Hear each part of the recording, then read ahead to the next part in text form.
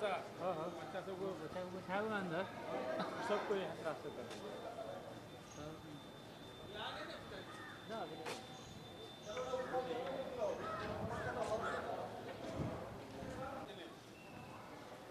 एक मिनट देखिएगा सर इधर।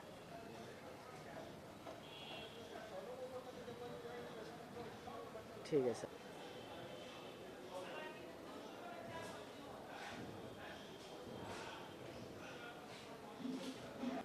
चलो ऊपर चलो।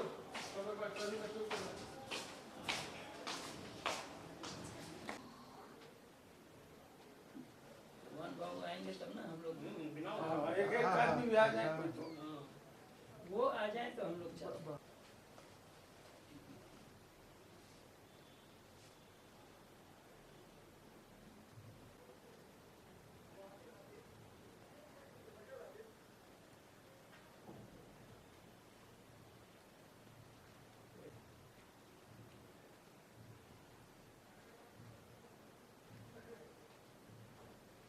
ठीक है सर।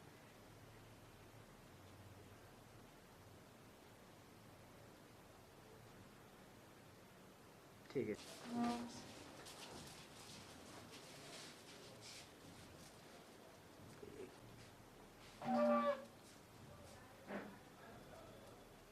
ठीक है सर, हो गया।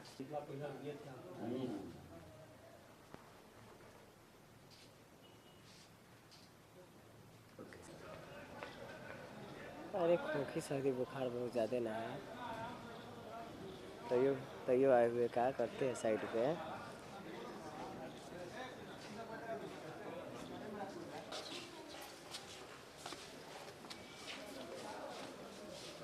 आइए ना।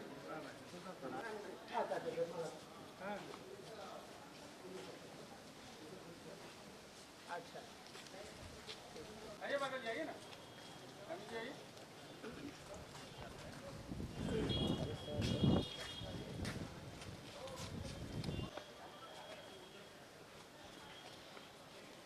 यही देखिए सामने जिम बना है।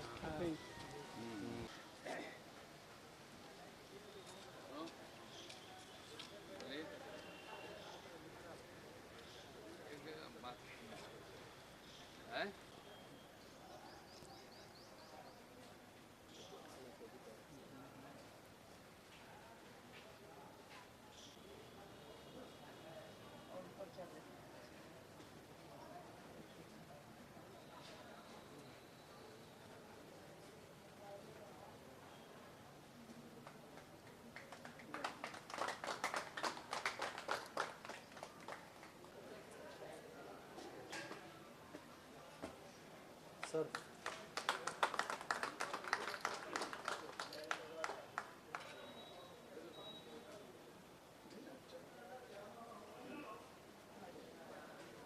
सर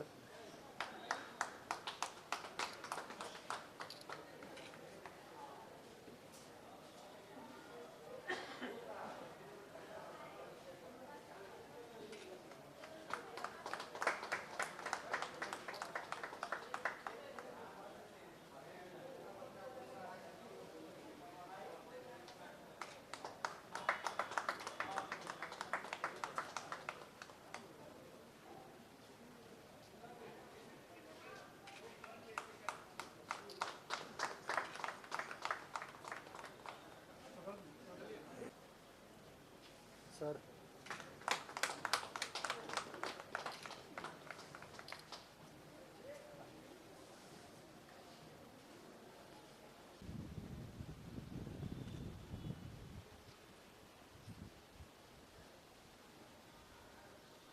ठीक है सर।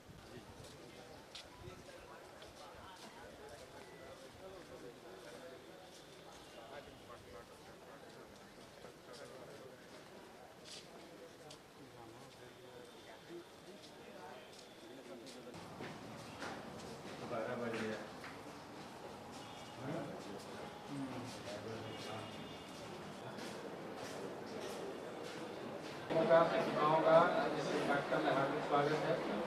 सर्वप्रथम मैं सम्मानीय मंच पर आए, अपना स्थान ग्रहण करें। उनके पूर्व अध्यक्ष एवं मेरे पिताश्री डॉक्टर भगवान लाल सैनी जी से भी सादर निवेदन है कि वो आए और सर सामने हमेशा समाज के लिए तत्पर रहने वाले श्री राजेंद्र पटेल जिसे भी आग्रह है कि आए और मंच पर अपना स्थान ग्रहण करें। प्रोफेसर ब्रह्मचारी व्यास नंदन शास्त्री सर जो भी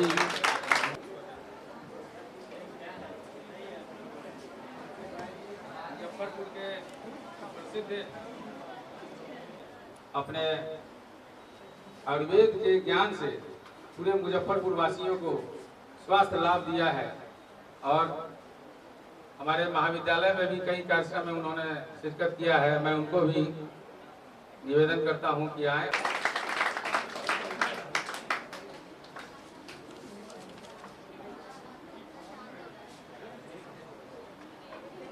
किशन कुल गीत के लिए तैयार हो जाएं और कुल गीत में आप जानते हैं ये विश्वविद्यालय का कुल गीत है और माननीय कुलपति महोदय प्रोफेसर दिनेश चंद्र राय जब से आए हैं इन्होंने कुल गीत की रचना करवाई है विश्वविद्यालय में जो अभी तक है और वही कुल गीत आज हम लोगों के बीच अभी गाया जाएगा। हम सभी इसको सुनेंगे और ताली नहीं बजाएंगे।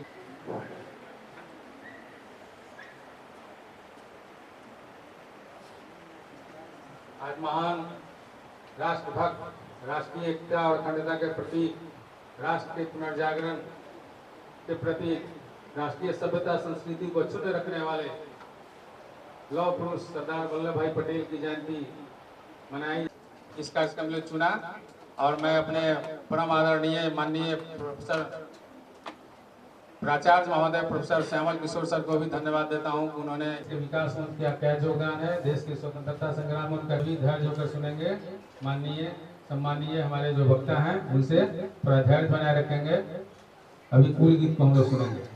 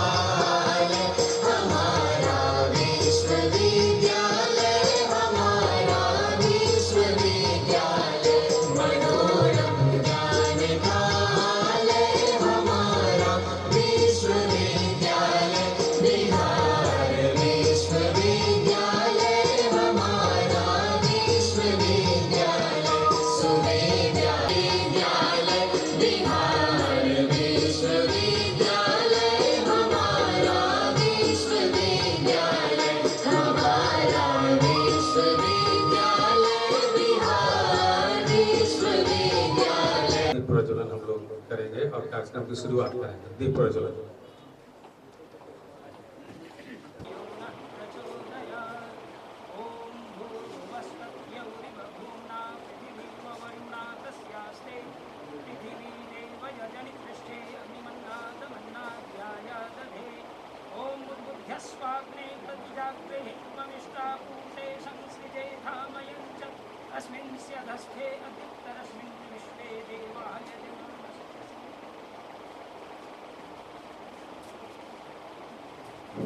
संदेश को हम लोग अपने ध्यान में, अपने ध्यान में रखेंगे। कार्यक्रम को आगे बढ़ाते हुए मैं स्वागत गान के लिए साहिल रजा एवं उसकी टीम को मंच पर बुला।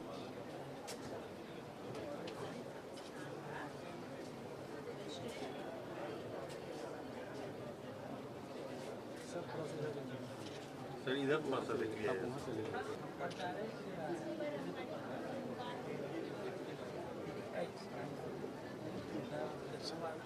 इधर थोड़ा सा दिख रहा है।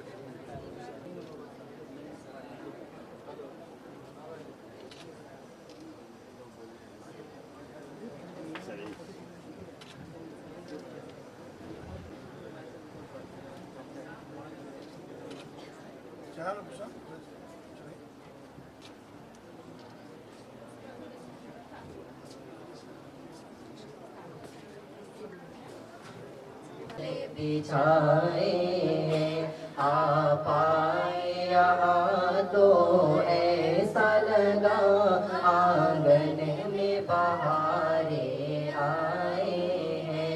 आप आए यहाँ तो ऐसा लगा आंगन में बहारे आए हैं।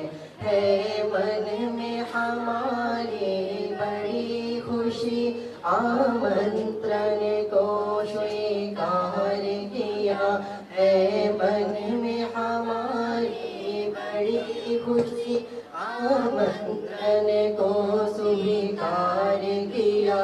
यहाँ आने का अपने कष्ट किया। उपस्थित हैं, मैं अपने परम आदरणीय प्रोफेसर श्यामल प्रसाद प्राचार्य महोदय,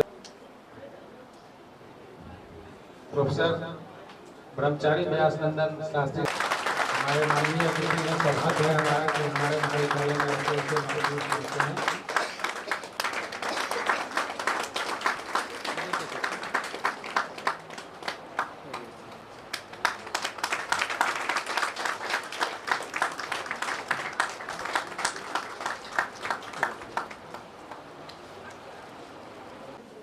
दिन रात तत्पर रहते हैं। मैं डॉक्टर वसीम रजा सर से आग्रह करता हूं कि आए और डॉक्टर श्री राजेंद्र पटेल जी का सवाल और उनके से स्वागत।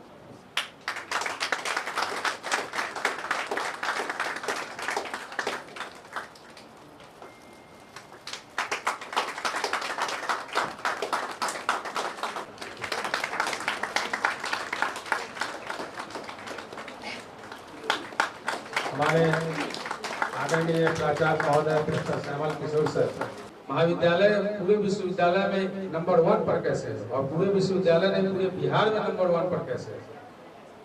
इन्होंने अभी 6 करोड़ का एक बजट रूसा से पास करवाने का प्रयास किया है और उम्मीद है कि एक आउटडोर एक बहुत बड़ा ऑडिटोरियम हम लोगों के बीच आए इनके सौजन्य से। बहुत सारे विकास के काम कर रहे हैं। जब से आए हैं कई बार हमसे बातचीत होती है इनकी, मैं तो वर्षर हूँ कई बार बातचीत होती है, तो कभी कभी कहते हैं कि शारदा जी नींद में हमारी नींद 12 बजे खुल गई, हम महाविद्यालय के विषय में भी सोचते रहे कि क्या आज क्या करना है। प्रतिदिन इनकी स्ट्रेटजी होती है कि आज महाविद्यालय में सुबह से शाम हम क्या करें। ऐसे तत्पर सक्रिय हमेशा महाविद्यालय के प्रति सोचने वाले प्रोफेसर श्यामल सर का सम्मान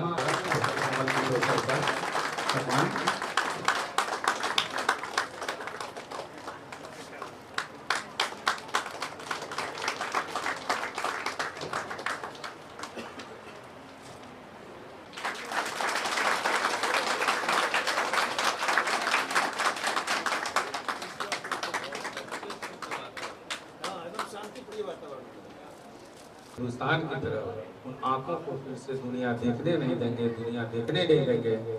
इसी सोच से हमारे सरदार पटेल जी अभिभूत थे और इसी सोच से इन्होंने इतना बड़ा काम किया जो शायद किसी से नहीं होता। इतना बड़ा पद त्याग भी उन्होंने किया।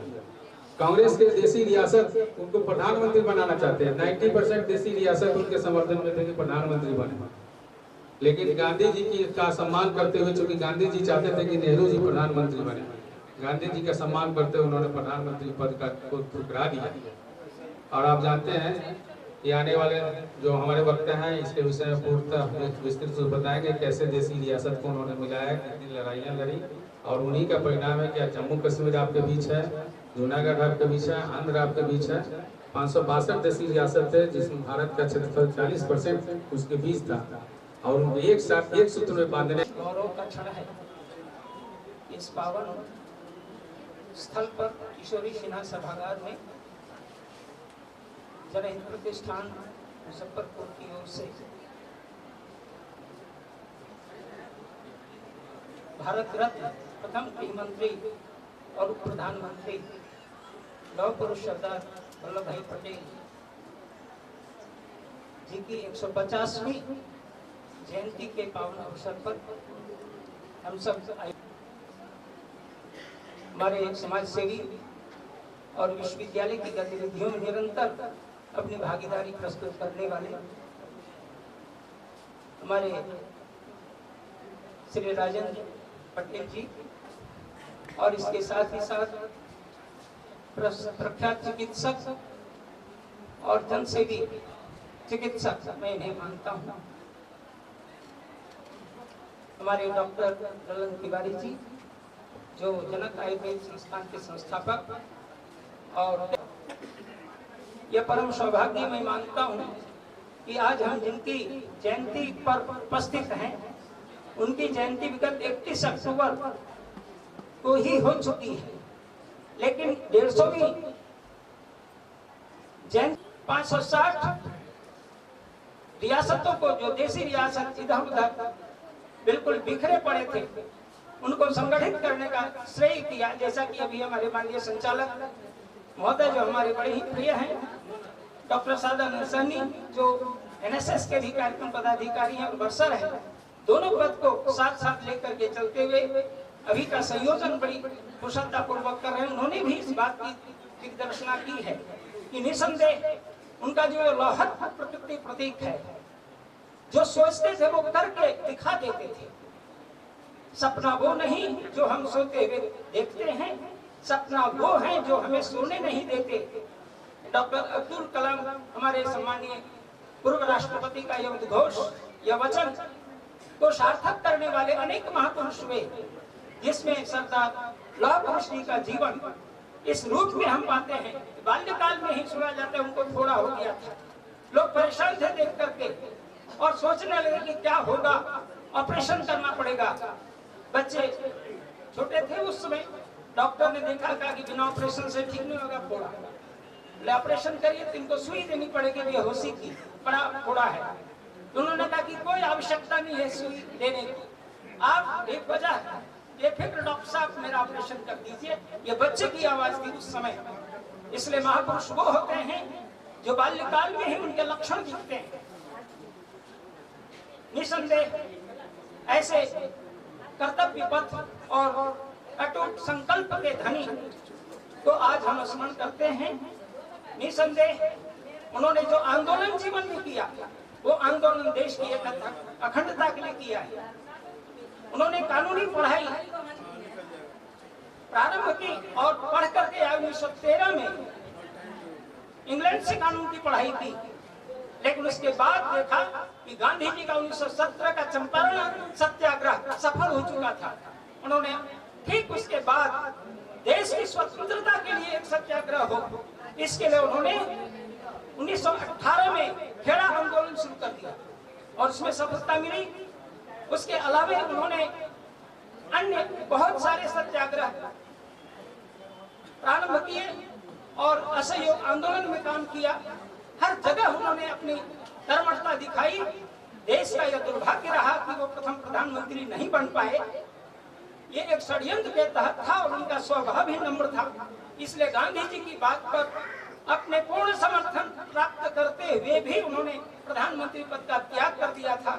ये उनके त्याग में जीवन का प्रतीक है।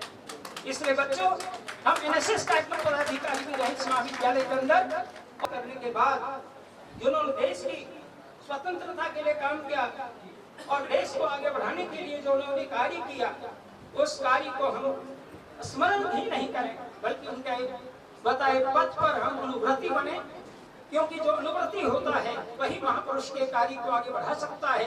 केवल स्वप्न देखने वाला कुछ कार्य नहीं कर सकता।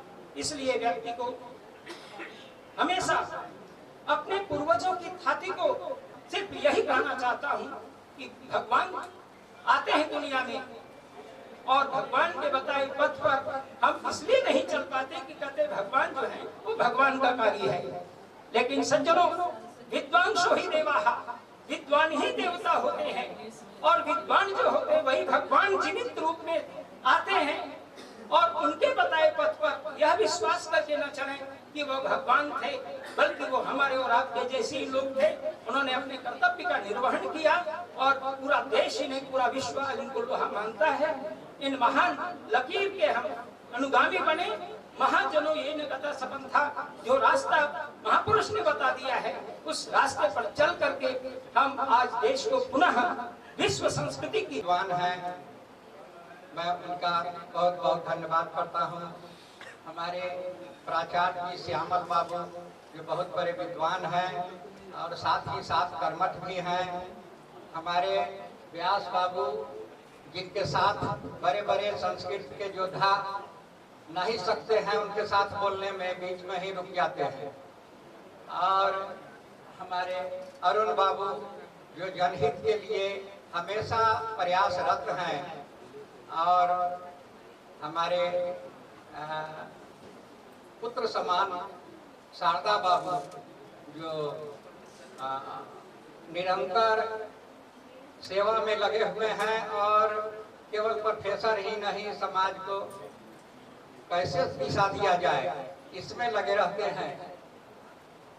मैं सबसे पहले अपने आए हुए शिक्षक, छात्र छात्रा एवं अन्य आगंतुकों को ये सलाह देना चाहूँगा कि स्वस्थ मन में ही स्वस्थ शुद्ध विचार उत्पन्न होता है, जैसा कि हमारे सरदार वल्लभ भाई पटेल के मन में उठा था। और आज का दिन बार बार आवे कि हमारी धरती माँ सरदार वल्लभ भाई जैसे महापुरुषों को जन्म दे, जो समाज को जोड़ता है वही देश का सपूत है। समाज को बिखेरने वाला, समाज को बांटने वाला देश का सपूत नहीं कहलाता है। तो हमारे आज की जो परंपरा हो गई है, समाज को बांट करके राज करने की परंपरा हो गई है, ऐसे में हमारे देश का विकास नहीं संभव है। समाज को एक करके जोड़ करके सभी को वसुधैव कुटुंबकम के आधार पर चलें। प्राणी ही नहीं, जात ही नहीं, जितने सजीव प्राणी हैं सब हमारे भाई बहन हैं। यह समझ करके यदि इस विचार से चला जाए तो कहीं कोई बाधा नहीं है, कहीं कोई आपत्ति नहीं होगी। और हमारे देश का, हमारे विश्व का, हमारे धरती का, हमारे परंपरा का, हमारे संस्कृति का विकास। सैनी जी जो शहर के ही नहीं, आज हमारे देश के प्रख्यात विद्वान में से माने जाते हैं, आज उनकी उपस्थिति में सरदार पटेल जी का जन्मदिन मनाया जा रहा है और एक कॉलेज का परिसर उसके लिए प्रतिवर्ष आयोजन करता है।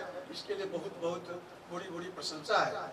संचालक कर रहे शारदा जी, आप उपस्थित तमाम कॉलेज के शिक्षक, छात्र और कर्मचारी सरदार पटेल को स्मरण करने में सभी ने अपनी समय और व्यस्तता दी, इसके लिए बड़ी बड़ी प्रशंसा है। आप लोगों के भी ज्यादा बात नहीं, हमारे विद्वान साथी जो बैठे हुए हैं आपको बताएंगे, भगवान बाबू के बारे में विस्तृत बताएंगे। मैं इतना ही कहना चाहता हूँ, सरदार पटेल और लौह पुरुष एक ऐसी अर्जित चीज है जिसको आप स्मरण करेंगे, आप में ऊर्जा का संचार होगा। प्रधानमंत्री कोई हो सकता है, उप प्रधानमंत्री कोई हो सकता है, सरदार नहीं हो सकता, लौह पुरुष नहीं हो सकता। और क्यों लौह पुरुष हुए, क्यों सरदार हुए, इसका व्याख्यान भगवान बाबू कर देंगे। आज जब हम उन लोगों का स्मरण करते हैं और आज को देखते हैं, बड़ी पीड़ा होती। एक वो नेता थे जिन्होंने त्याग का परिचय दिया, वो देश के प्रधानमंत्री होने वाले थे, कहीं ना कहीं सेक्रीफाई किया, भारत के लिए सेक्रीफाई किया। ये आप सब जानते हैं, इतिहास सब लोग पढ़ा होगा, जानते हैं। आज सरदार पटेल और सुभाष चंद्र बोस और भगत सिंह जैसे का ये देश हमारा आज थोड़ा विकृति रूप देख करके हम लोगों को भी बड़ी पीड़ा होगी। इसलिए साथियों, आज बैठे हुए तमाम लोगों से ये आग्रह होगा कि आप, क्योंकि समाज चलती राजनीति से और राजनीति में शुचिता कायम हो, सरदार पटेल के आदर्शों जहां प्रख्यापित हो, तमाम लोग उनके आदर्शों पर चले, इस ओर आप तमाम लोगों को, राजनीतिज्ञों को मोड़ने की सलाह देनी है। ये देश अभी किधर की ओर जा रहा है, बहुत ही बैड एलिमेंट की तरफ राजनीति हमारा बढ़ता जा रहा है। और एक तरफ सरदार पटेल को देखते हैं तो बड़ी ग्लानि होती है। इसलिए आज के दिन हम सरदार पटेल जी को स्मरण करते हुए और आप सब में ऊर्जा का संचार करना चाहते हैं कि सरदार पटेल को याद कीजिए, महात्मा गांधी को याद कीजिए, आप अम्बेडकर को याद कीजिए। इन लोगों ने कितनी बड़ी त्याग तपस्या दिया इस देश को बनाने के लिए, उसका मनोनुकूल भारत बने, इस ओर हम लोग भारत बनाने का प्रयास करेंगे। यही सरदार पटेल के प्रति एक सच्ची श्रद्धांजलि होगी। हम लोग भटक न जाए, ऐसे महापुरुषों को हम लोग को सदा याद करते हुए किसी भी कार्यक्रमों को चलाना चाहिए। इन्हीं बातों के साथ मैं अपनी श्रद्धा सुमन अर्पित करते हुए आप सब लोगों का कृतज्ञता व्यक्त करता हूँ। जय हिंद, जय भारत, जय श्री राम। ज्ञान की भूमि है, सभ्यता संस्कृति की भूमि है, विश्व का गुरु रहा है। ऋषि मुनियों ने यहाँ जो त्याग किए हैं, इन्होंने जो शिक्षा दिया है, उसको ग्रहण करना हमारा कर्तव्य है। सरदार पटेल कहीं न कहीं इससे प्रभावित थे और हमें उनकी जीवनी को याद करना है। काम ऐसा करो कि पहचान बन जाए, कदम ऐसा चलो कि निशान बन जाए। जीने को तो सभी जीते हैं हम, और ऐसे जिए कि औरों के लिए मिसाल बन जाए, औरों के लिए मिसाल बन जाए। ऐसा वादन हो कि कोई भूखे आंसू ना बहा सके। सरदार पटेल की यह सोच थी। उत्पादकता की भूमि हो भारत, बाहर से कुछ मंगाने की जरूरत नहीं, अपनी इतनी भूमि, इतने अपने पास इतना नेचुरल रिसोर्सेज हो, एक ही व्यक्ति यहाँ आंसू नहीं बहा सकता है, ऐसी सोच उनकी थी। इसी कड़ी में मैं अपने आदरणीय आज के मुख्य अतिथि डॉक्टर भगवान लाल सहनी जी का स्वागत करता हूँ और विनम्र आग्रह करता हूँ कि आए और जन्म शती समारोह है। इस अवसर पर उपस्थित इस कार्यक्रम के प्रेरणा स्रोत और आधार हमारे योग्य प्राचार्य श्यामल कृष्ण जी, इस कार्यक्रम में उपस्थित हैं पूर्व प्राचार्य ब्रह्मचारी व्यास नंदन शास्त्री जी, इस कार्यक्रम में उपस्थित प्रसिद्ध आयुर्वेदिक चिकित्सक जो अपने नाम से सिद्ध हैं, डॉक्टर ललन तिवारी जी, इस कार्यक्रम में उपस्थित समाज सेवी और लोहिया कर्पूरी ठाकुर के साथ काम करने वाले राजेंद्र पटेल जी, और अभी अभी सुना डॉक्टर अरुण कुमार सिंह जी के विषय में। इनके आते ही इस महाविद्यालय में 4 साल हो गया है। एक तो योग्य प्राचार्य आ गए हैं, एक अरुण जी आ गए हैं, तो वही इस महाविद्यालय का भविष्य क्या होगा आप समझ सकते हैं। इससे बहुत महान उज्ज्वल भविष्य देख रहे हैं। इतना सुंदर परिवेश है इसका, शुद्ध स्वच्छ वातावरण, रमणीय उत्तर बिहार का आकर्षक केंद्र। हम समझते हैं विद्या का भी ऐसा ही होगा। विद्या की दृष्टि से भी ये महाविद्यालय तमसो मां ज्योतिर्गमय वस्तो मां सद्गमय मृत्युर्मां अमृतम गमय आदर्श से कार्य करेगा। इन्हीं शब्दों में मैं प्राचार्य जी का सबका धन्यवाद करता हूँ।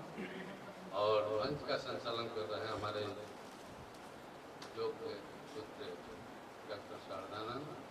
इस सभा कक्ष में पधारे इस महाविद्यालय के योग आचार्यगण, विद्यार्थियों,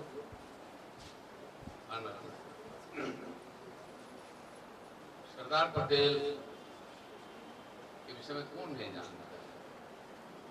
आज सरदार पटेल नहीं होते तो भारत में क्या होता आप जानते हैं। बंधुओं, ईश्वर की बड़ी कृपा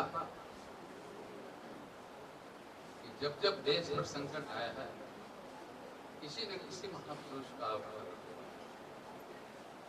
सरदार पटेल का सारा जीवन राष्ट्र प्रति समर्पित था।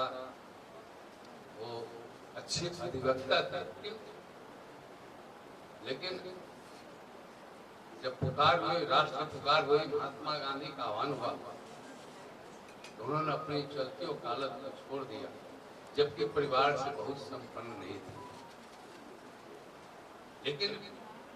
लेकिन परिवार ही मनुष्य का संस्कार बनाता है।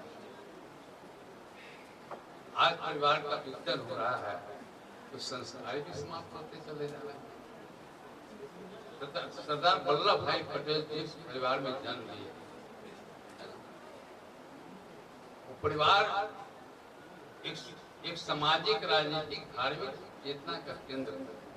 इनके पिताजी राजपूत थे ही। युद्ध के बाद हमारे सैनिकों में भी विद्रोह की स्थिति थी,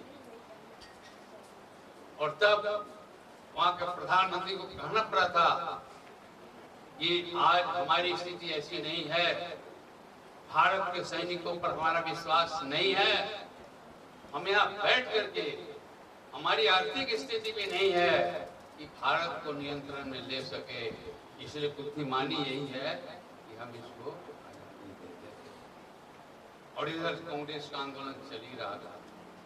उधर सैनिकों में भी द्वितीय विश्व युद्ध में देखा था कि किस प्रकार से गुलाम राष्ट्रों ने अपनी आजादी हासिल कर ली, तो भारत के सपूतों में भी वो जोश पैदा हो गया था। लेकिन अंग्रेज जाते जाते कुटिल रचना की, देश का विभाजन भी क्यों हुआ, सरदार पटेल नहीं चाहते थे।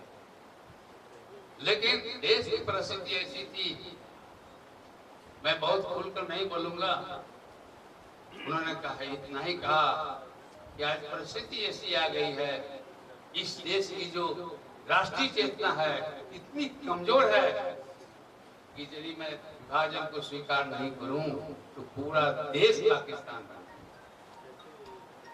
इसलिए मुझे विभाजन करना पड़ेगा। लेकिन ये भी सच है कि पाकिस्तान का अस्तित्व ज्यादा दिन नहीं रहा। बंधुओं, आखिर 562 से अधिक देशी रियासतों को एक क्यों किया उन्होंने? कैसे किया? क्या उनके समान आह्वान से लोग मान गए? नहीं, दो बातें हुई। हमारी राजनीति के 4 तत्व हैं, साम, दाम, दंड, भेद। साम माने शांति के भेद। उन्होंने सारी रियासतों को बुलाया और कहा कि आप उस देश के नागरिक हैं जिसकी महान परंपरा रही है। ये देश हर दृष्टि से सक्षम है, इसकी संस्कृति महान है, परंपरा महान है, आर्थिक दृष्टि से भी बहुत सुदृढ़ रहा है। बंधुओं, आप सबको आप एक ही मातृभूमि की संतान है, भारत माता की संतान है, क्योंकि जान लीजिए भारत कोई आज से अखंड नहीं है, ये अपने आदिम काल से ही आसित हिमालय अखंड है। हिमालय समारंभ जावत हिंदू सरोवरम तम देव निर्मितम देशम हिंदुस्तानम प्रजति। इत्रम जल समुद्र से हिमालय से दक्षिणम वर्षम से भारतम नाम भारतीय जल। ये खंड भारत है। एक समय आया था, देश बिखर गया था, सब किसान जवान इस तरफ हमला करते चले जा रहे थे, देश की पदाक्रांत हो रहा था, माँ बहने की इज्जत करती जा रही थी, विदेशों में बेची जा रही थी। उस समय इस देश का एक महान नेता पैदा हुआ जिसका नाम है चाणक्य। उस चाणक्य ने बिखरे हुए भारत में किया, एक शूद्र कुल में उत्पन्न चंद्रगुप्त के नेतृत्व में उसने पूरे भारत को अखंड किया। और ये भी आप जान लीजिए, भारत वर्ष की परंपरा रही है, ये अनादिकाल से भारत एक क्यों रहा? क्योंकि सांस्कृतिक दृष्टि से भारत एक है, सांस्कृतिक दृष्टि से आसित हिमालय एक है, और राजनीतिक दृष्टि से भी एक करने के लिए हमारे यहाँ हमारे ऋषि महर्षि परमर्षियों ने, कुल पुरुषों ने राष्ट्रीय जग, अश्वमेध जग, गोमेध जग की प्रथा चलाई थी। हमारे व्यासरंजन शास्त्री जी हैं, हिंदू में सांप्रदायिकता नहीं है, कोई पृथकता नहीं है, अखंड हिंदुत्व की चेतना, अखंड राष्ट्रीयता की चेतना। ये तो राजनेताओं ने हमें बांट दिया है, जातिवाद, वर्गवाद, संप्रदायवाद, क्षेत्रवाद, भाषावाद, और नहीं तो आह्वान किया जाता है इस देश का 90% मुसलमान आज भी कहेगा कि मैं हिंदू मुस्लिम। बंधुओं, उन्होंने कहा उच्च परंपराओं और ये तो हो गया शाम, लेकिन इसके बाद 11 अगस्त को दंड की भाषा में चेतावनी दी। 4 दिन बाद विदेशी सरकार चली जाएगी। याद रखो रियासतों, 4 दिन बाद विदेशी सरकार चली जाएगी, है ना। अतः रियासतें 15 अगस्त तक भारतीय संधि में शामिल हो जाए, एकदम अंतिमतम दिया, नहीं तो उनके साथ कठोर व्यवहार, स्तन देगी, काम दंड, बिना न मानत जली गए 3 दिन बोले राम सबको तो भयभीत हो, जो नहीं मिलने वाले थे तो भयभीत हो गए। और आपको पता होगा इसमें 15 अनंत मुस्लिम रियासतें भी थी, सबने भारत माता की पुकार पर सम्मिलित हो गया। केवल कौन रह गया? हैदराबाद, जूनागढ़, काठियावाड़, स्वतंत्र एशियन कॉन्फ्रेंस है ना, एशियन एलायंस कॉन्फ्रेंस के नाम से आया था, हुआ था, जिसमें तिब्बत एक स्वतंत्र रूप में भाग लिया था, लेकिन उसको भी नहीं माना। सरदार पटेल ने बार बार कहा कि चीन का हर कार्य जो है सो बहुत संदेह से भरे है, आप इसको नहीं मानिए। लेकिन सरदार पटेल की बात नहीं मानी गई। आज क्या है? आज चीन जो है पूरे अरुणाचल प्रदेश, नेपाल, है ना, सिक्किम, भूटान और लद्दाख सब पर दांत लगाए हुए है, और धीरे धीरे बढ़ भी रहा है। सरकार चाहे जो कहे, लेकिन चीन की हरकत जारी है, कभी मानने वाला न है। एक लाख का देवता बात से नहीं मानता, भारत को अपनी शक्ति के साथ आगे बढ़ना पड़ेगा।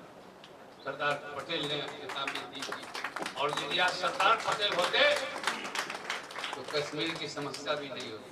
सबसे बड़ी बात है कि 1950 में सरदार पटेल का अपनी मृत्यु से चले गए, ऐसे विधाता के विधान में चले गए, लेकिन नेहरू के कारण गए।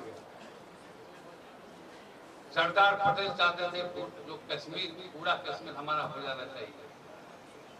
जब कबाय वहाँ पर कश्मीर के प्रश्न पर पाकिस्तान के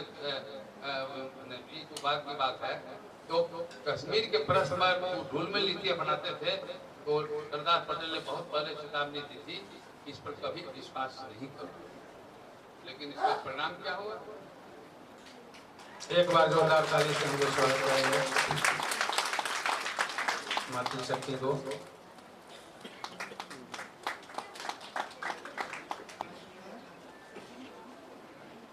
आज के कार्यक्रम के मुख्य अतिथि अति सम्मानित पूर्व अध्यक्ष राष्ट्रीय पिछड़ा वर्ग आयोग भारत सरकार प्रोफेसर भगवान लाल सहनी जी, समाज सेवी राजेंद्र पटेल जी, इस महाविद्यालय के पूर्व प्राचार्य ब्रह्मचारी व्यास नंदन शास्त्री जी, आयुर्वेदाचार्य, और आज हमसे मुलाकात हुई उनका, और उनके बारे में जो पता चला, तो एक व्यक्ति स्वभाव से स्वार्थी होता है, तो एक स्वार्थ मुझे जाहिर करना होगा इस मंच के माध्यम से, एक कमरा, ताकि हमारे बच्चे, शिक्षक, कर्मचारी की जो समस्याएं हैं वे आपसे रूबरू हों।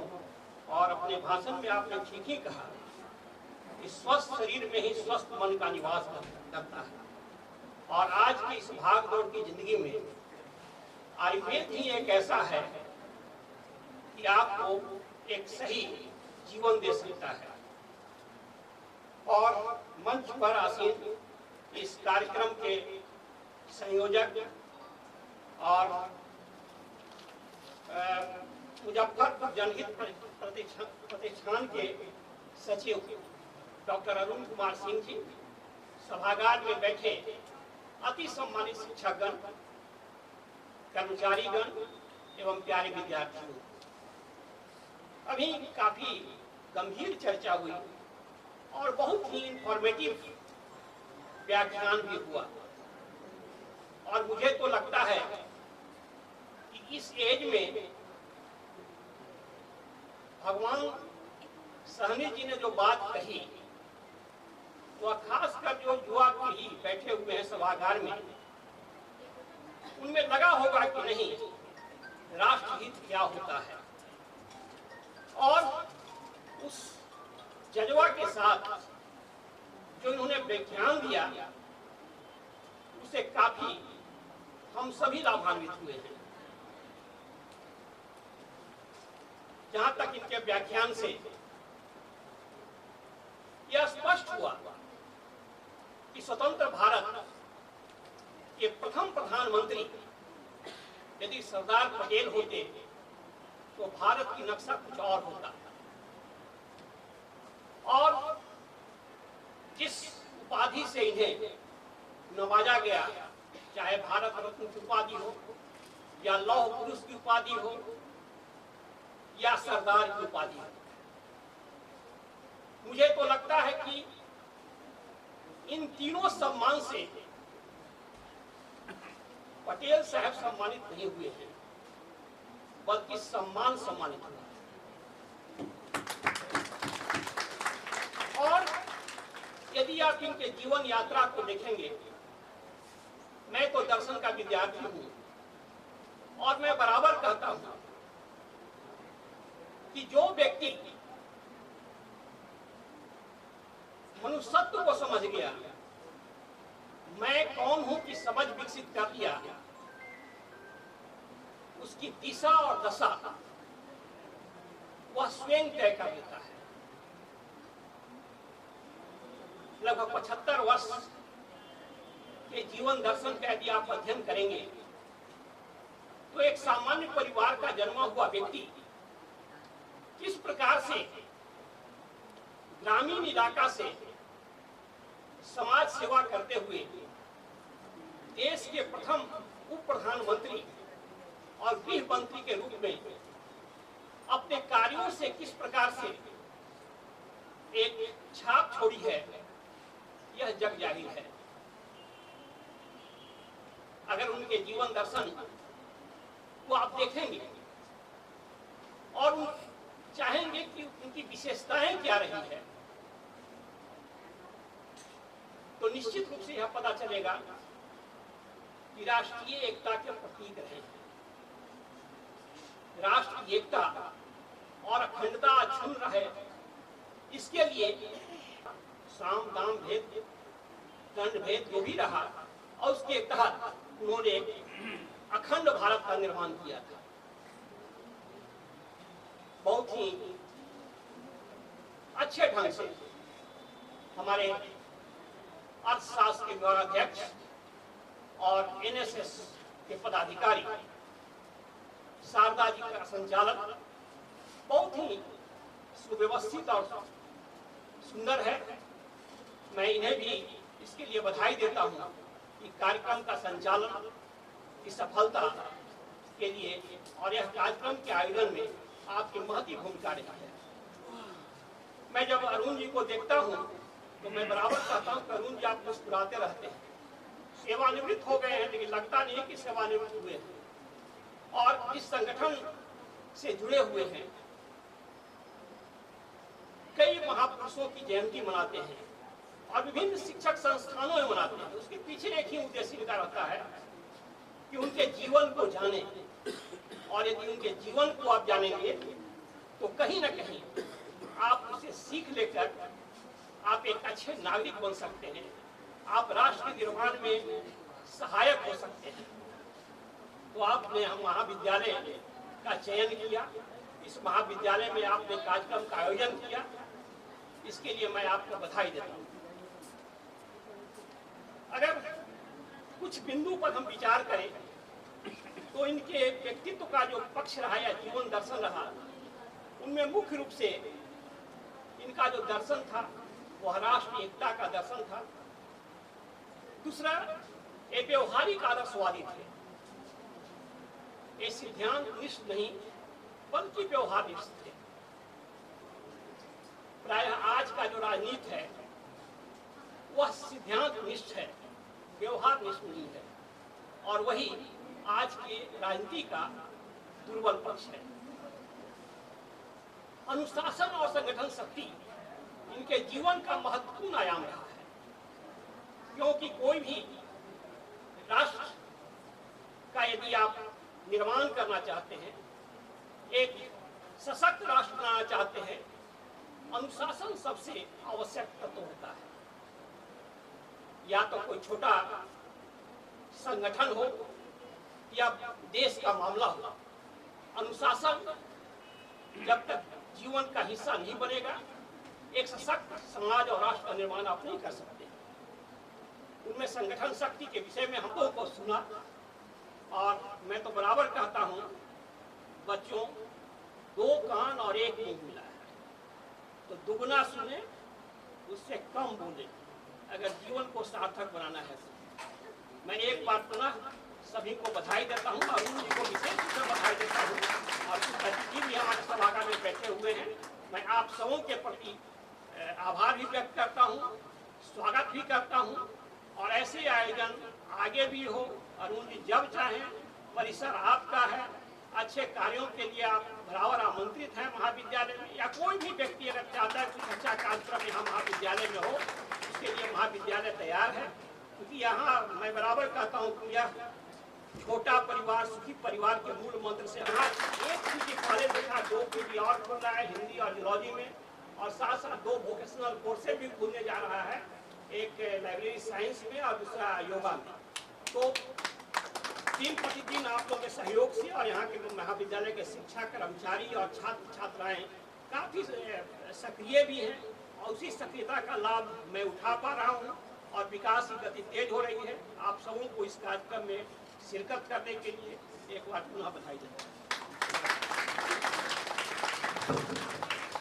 वो भी अच्छी बात नहीं है तो मैं आप लोगों से विदा ले रहा हूँ, लेकिन आगे का कार्यक्रम शारदा जी देखेंगे, कोई दिक्कत नहीं हो।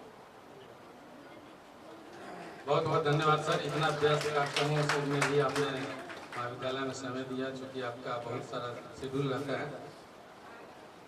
तो अब हम भी ज़्यादा समय न लेते हुए अपने इस कोई भी कार्यक्रम कराने के लिए कुछ आर्थिक पहलू का आवश्यकता होता है।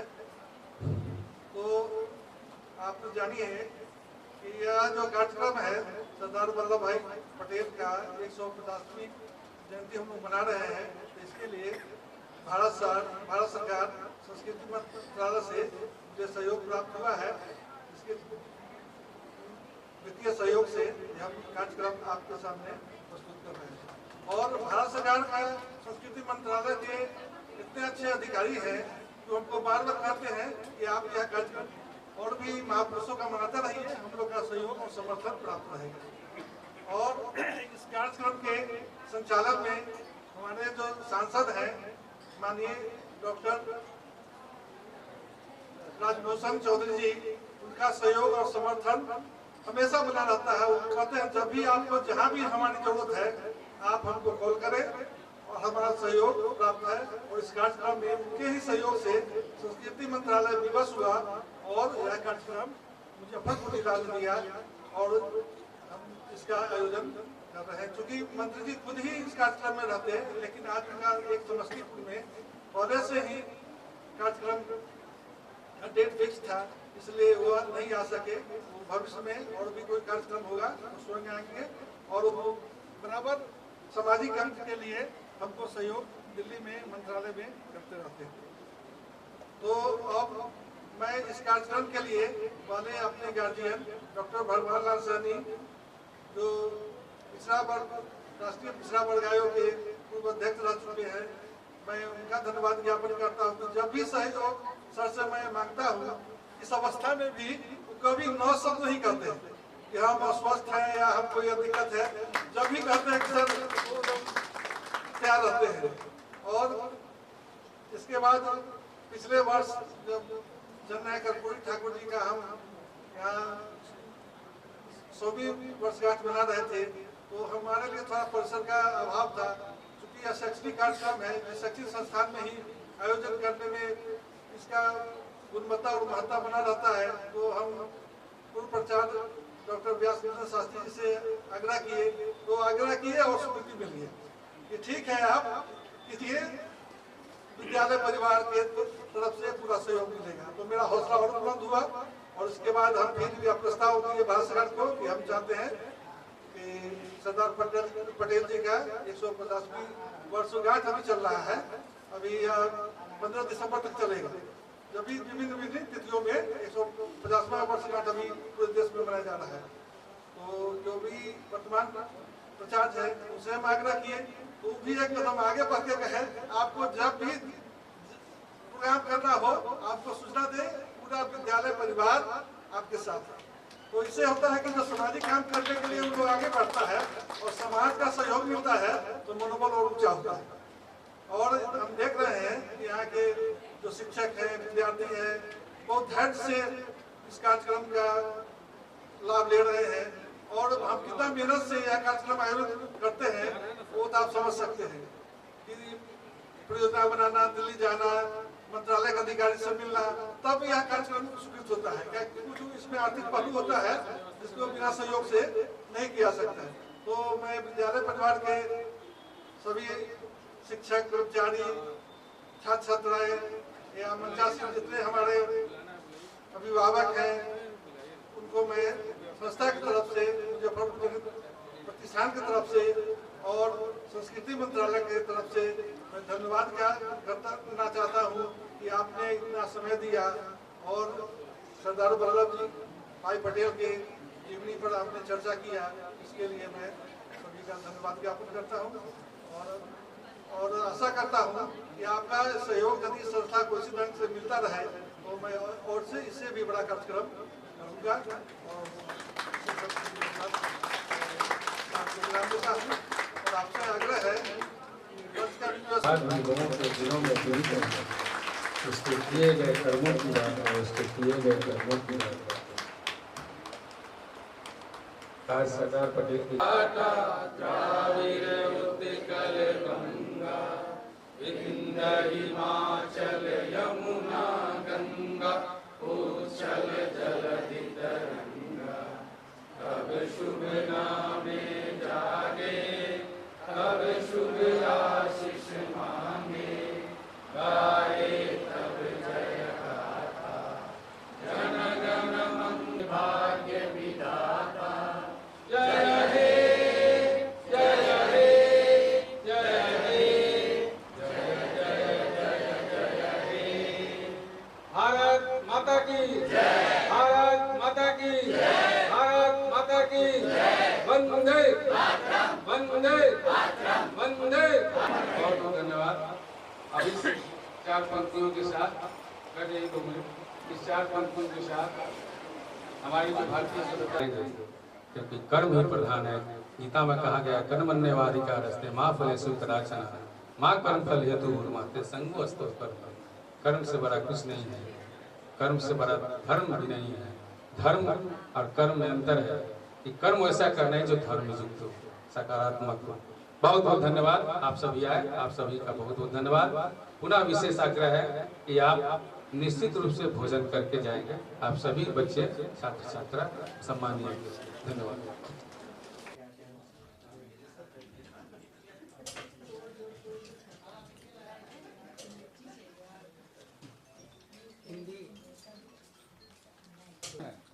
हाँ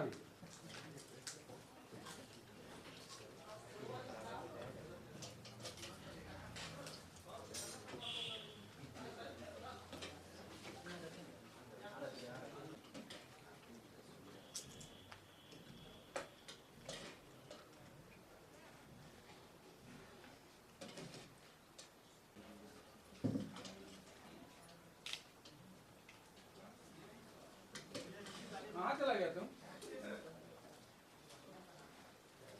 अरे 2-4 बच्चे को यहाँ भेजो ना। दाल में डालो, सब्जी लेके आओ ना।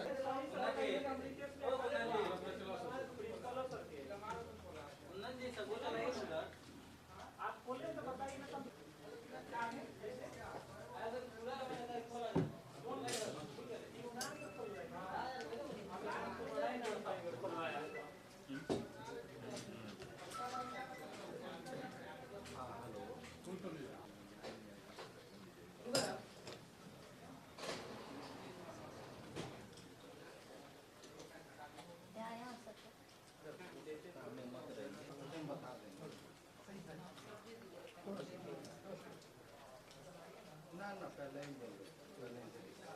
जल्दी जल्दी चलाओ।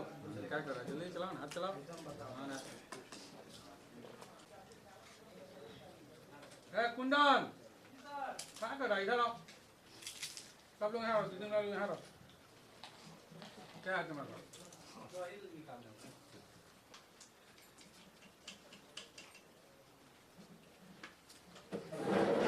सब्जी बनाओ ना, सब्जी करो ना।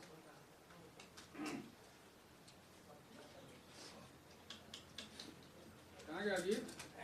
जल्दी चलाओ।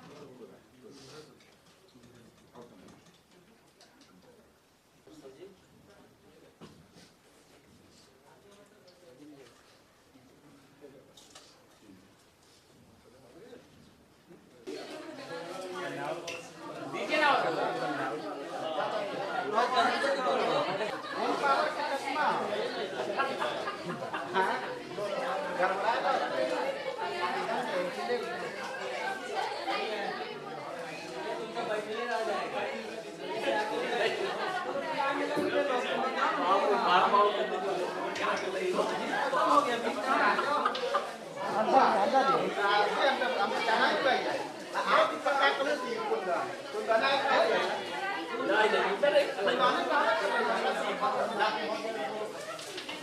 तने कॉल करिया कौन बात तू आके बड़ा वो कलम की सब बात खाइले है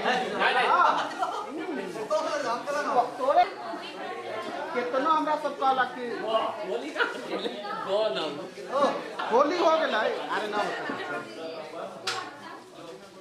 निकाल चलो लेके बढ़ो आगे बढ़ो बढ़िया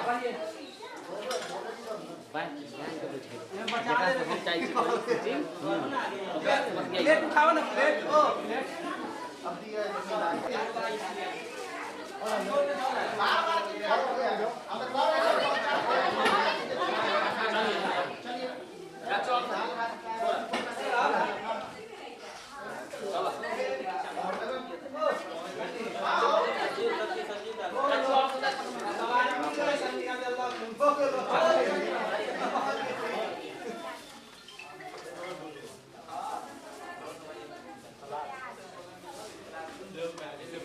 जल्दी जल्दी दो ना कितना काम है चुन के मत दो वीडियो उठाओ और रखो वैसे रखो उठा देगा तो भी ना होगा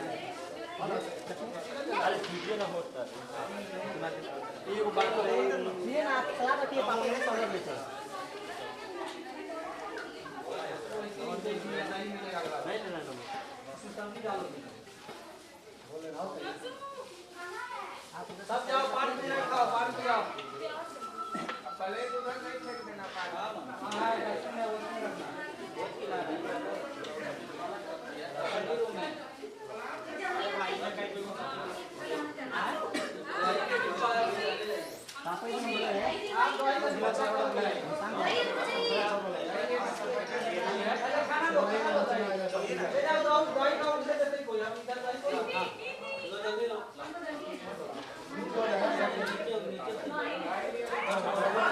अपना तो खा के ले लेना नहीं नहीं